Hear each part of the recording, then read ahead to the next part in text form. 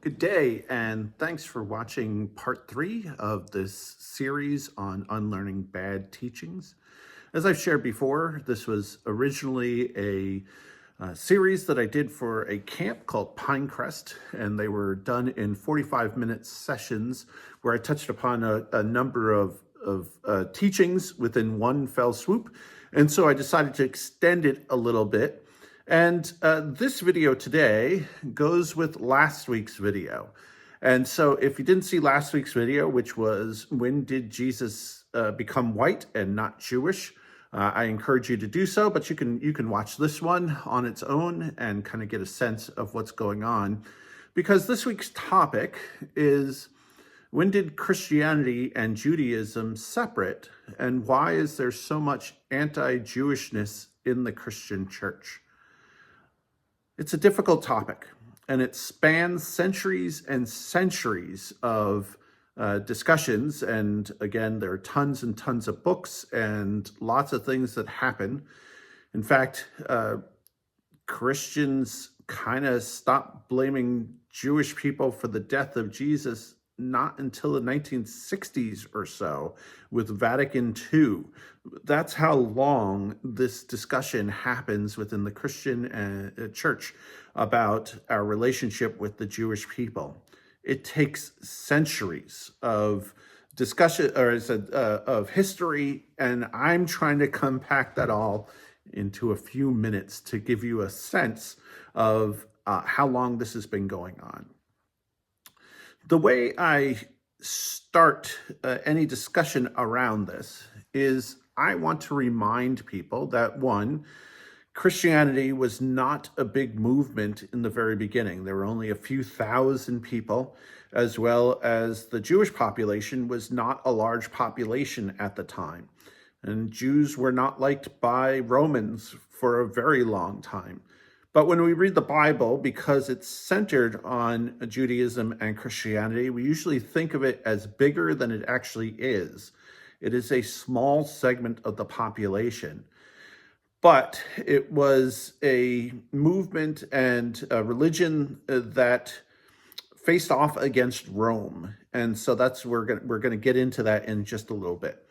The second thing that I like to remind people is that the Way, which was the early version of Christianity, and then eventually Christianity, was always part of Judaism for most of the written Bible. We forget that Paul always was Christian, not always was Christian, that would be going against things, but always was Jewish. Peter was always Jewish.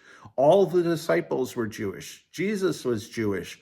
All of them meant to stay Jewish. It was never a plan to separate into another group, but to be part and to reform Judaism. So that was the original intent of the Way. It was a sect of Judaism, and it intended to kind of stay along the path of Judaism, but then become separate eventually, but then it became separate eventually.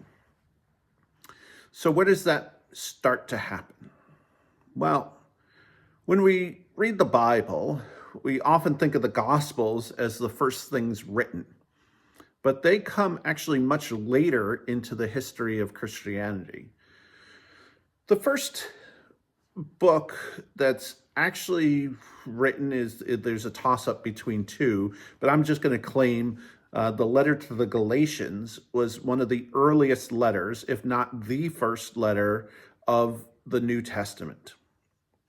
Paul is going off to Gentiles at this point, and he starts to tell the story in the beginning of the letter to the Galatians, which was written in 48 AD. So Jesus dies in 33. This is very soon after the crucifixion and resurrection of Jesus.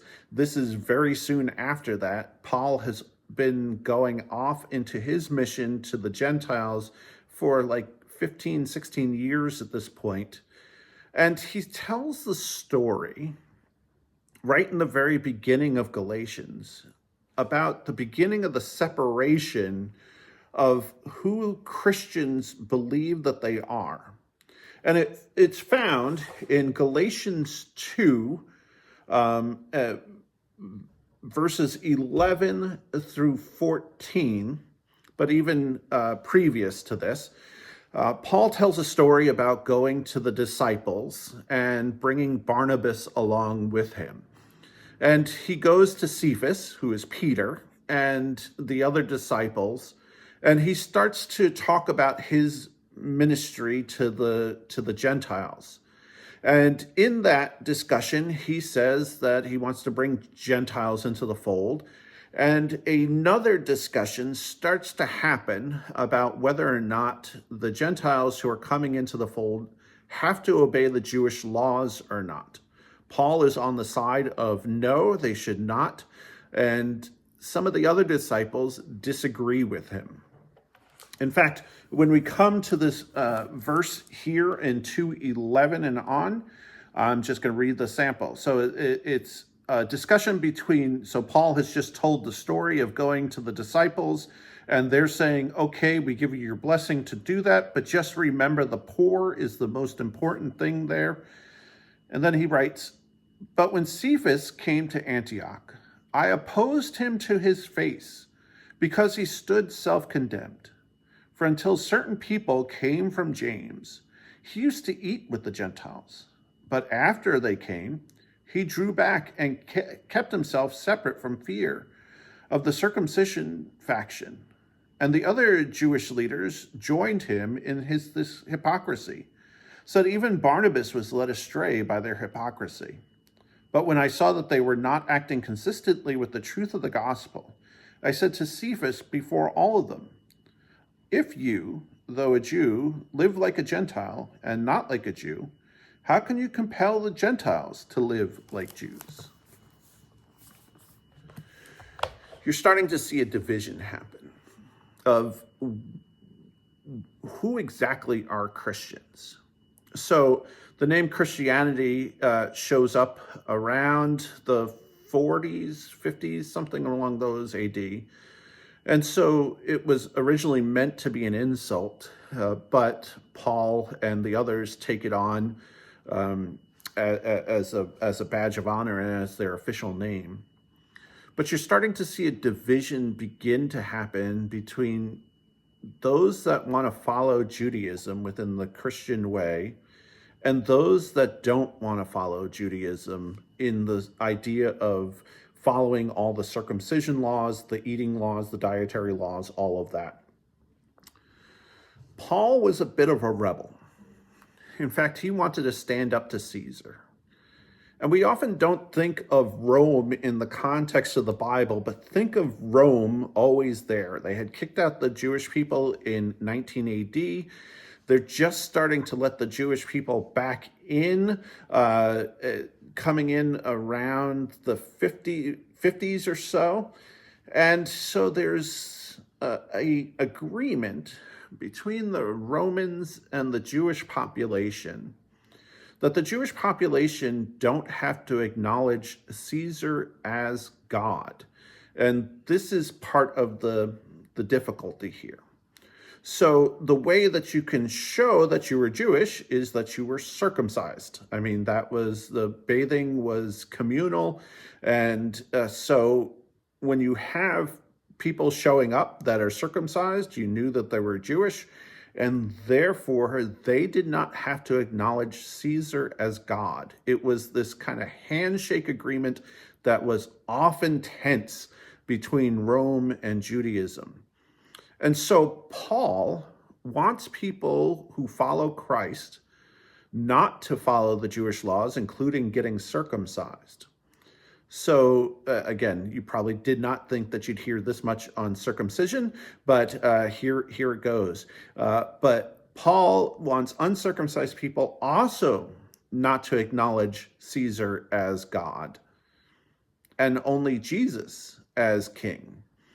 And so Jewish people start to get a little tense because the relationship between Judaism and Rome is already tense. So if you start bringing in other people who may transform this movement that's very tiny into a rebellion group, it's going to get very dangerous. So some of the disciples start to fight back against Paul. James, for example, is very much there. Matthew is very much there.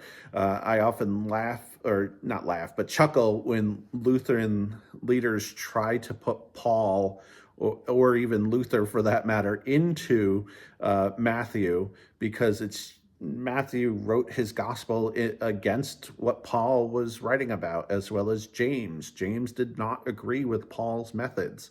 And so you have this kind of separation even amongst the disciples of, are we going to adhere to Jewish laws or not? And you start to see that as early as 48 AD when Galatians is written.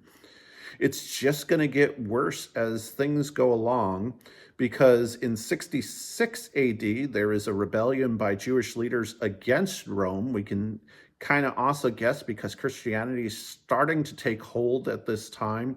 The letter to the Romans, for example, is written in 57/58 AD.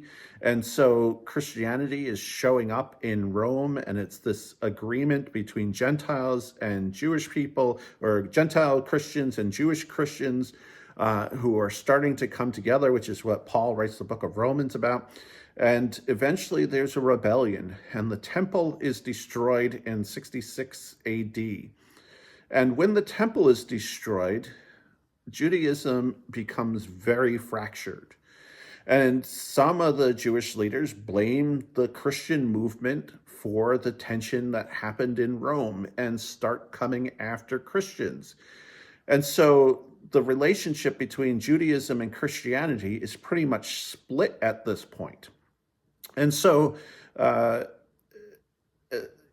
it's not so much, though, as Christians versus Jews, but Jewish people against and former Jewish people, and former Jewish people against Jewish people. So they're siblings. It's like a family infighting.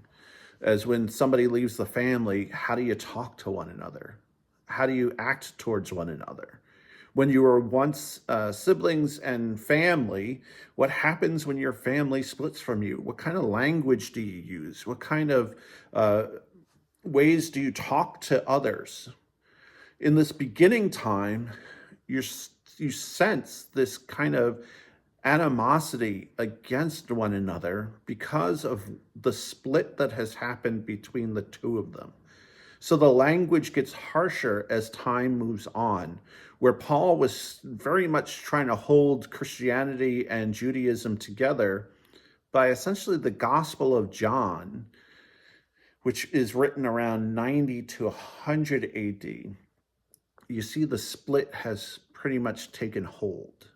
The Gospel of John has often been accused of being anti-Semitic, but if you notice, Jesus in the Gospel does everything Jewish. All his miracles and stuff take place around Jewish holidays.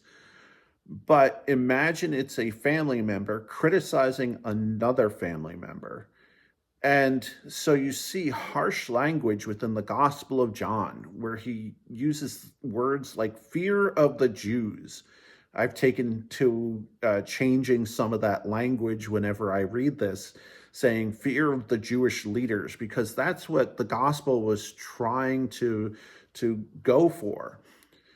But the language in the Gospels of John, in the Gospel of Matthew, because even in the Matthew text, even though he wanted to stay adhered to the Jewish laws, he very much attacks scribes and Pharisees in his gospel. Jesus is the most harsh against scribes and Pharisees in the Gospel of Matthew, in my opinion. If you want a really harsh split, rather than the Gospel of John, read the Gospel of Matthew. It's pretty, Jesus is not nice to the Jewish people in that gospel. And so you start to see this language develop within these gospels, because the split between Christianity and Judaism is so painful and so hurtful between the two of them, because they were once family and now the family is split. They were once siblings and now they're no longer siblings. So they speak harshly to one another. Except this harsh language, as time moves on and as the relationship between the Jewish people and the Christian people starts to disappear more and more, and they're no longer siblings, but they've been in opposition to one another. You start to see these things called apologies being written. They start around 80 to about 420 AD, and they're really starting to show how much the Christian church and the Jewish church have begun to split. As much as Justin Martyr is praised within Christian communities, in 145 AD, he writes an apology where he just goes into the Jewish leaders and blames them for the death of Jesus and blames them for not following Christianity and attacks the Jewish people like crazy. So for many people, that Justin Martyr document from 145 AD is the marker for when Christianity really starts to have this element of anti-Jewishness within it, or anti-Semitism in it. And it's that beginning that lots of people point to. But it's also popes that later on start to blame Jewish leaders for the death of Jesus. As I shared last week, Rome and Europe starts to connect with Christianity. And one of the big problems was the Romans are the ones that killed Jesus. So what do you do when you're trying to get the blame off of you as you now follow Jesus? Is you blame somebody else. So they start blaming the Jewish leaders for the death of Jesus. And as the Catholic Church, Big C, starts to form, the popes start writing articles about it. So what starts off as a small tiff between siblings within the disciple movement becomes larger and larger until the relationship between Jewish people and Christians is just forgotten. And it just gets worse and worse as Christians start to blame Jewish people for the death of Jesus. So much so that at a recent meeting with my Jewish colleagues and Jewish siblings, when we were talking about the rise of anti-Semitism in the Christian church in modern era, I said, as Lutherans, we do not have a great track record when it comes to our relationship with Jewish people. In fact, I was struck most when I walked into the Holocaust Museum in Washington, D.C. And if you've ever been there before, you kind of, after the entranceway, you go into a small movie. And the first quote that you see is a quote from Martin Luther from 1543, where he wrote a document called Jews and Their Lies. And in it, he recommends that we set fire to synagogues and raze the houses of Jewish people, R-A-Z-E, not R-A-I-S-E, and do harmful things because they have forgotten who Jesus is and continue to lie about their standing within the church. Yeah.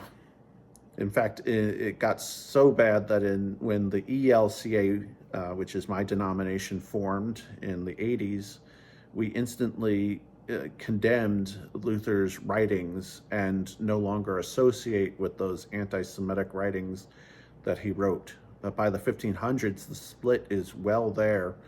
And as I said, it would take till the 1960s in Vatican II when Jewish people are stopped being blamed for the death of Christ, and Romans begin to take responsibility, or Rome takes responsibility for the death of Jesus. But that still filters, that mentality still filters into Christianity today. And you hear it sometimes in pulpits. And those of us that try to be conscious about our relationship with Jewish leaders will sometimes change the language of Scripture to give more of a sense of what was being talked about. But when you hear harmful words about the Jews and even the idea that somehow Christianity replaced Judaism as the more important religion. You even start to hear it in Christian nationalism right now, where it used to be Judean Christian values. Now all you're hearing about is Christian values. The Judeo has been removed in recent times. It's not gone. This anti-Jewish sentiment is not gone. In fact, I would even argue that it's gotten worse and continues to get worse. So we have to recognize that part of those roots are in Christianity. And so we need Christian leaders and Christian members to really partner and to connect with our Jewish siblings so that this deep division does not continue. But we recognize that we were once siblings, and once again, we can become siblings again.